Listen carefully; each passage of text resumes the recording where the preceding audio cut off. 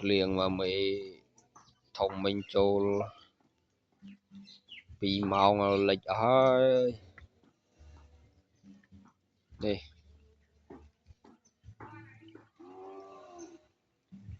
tập bình lô priệp lệch ơi tập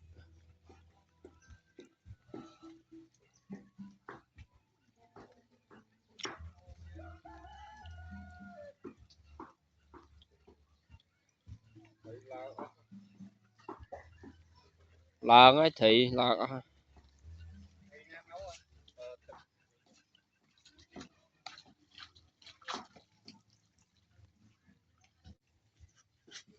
rung đo lâu rung đo tức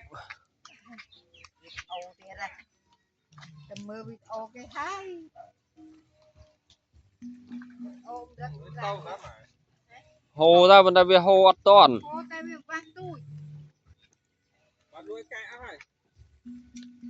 bà linh tức liền mau lên pi màu rồi tàu ơi bên đây về lên mục hồ mục năng về tu chẳng quá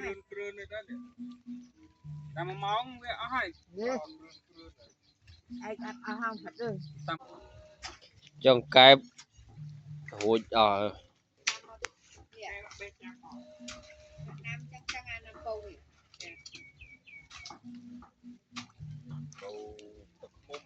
lột tức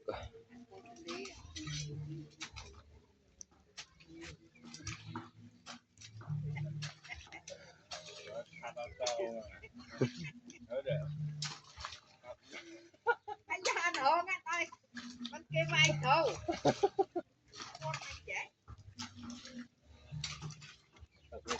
chúc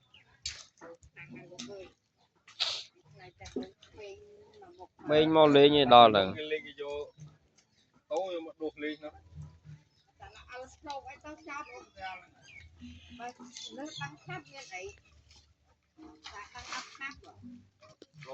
nông lịch bàn nó chọn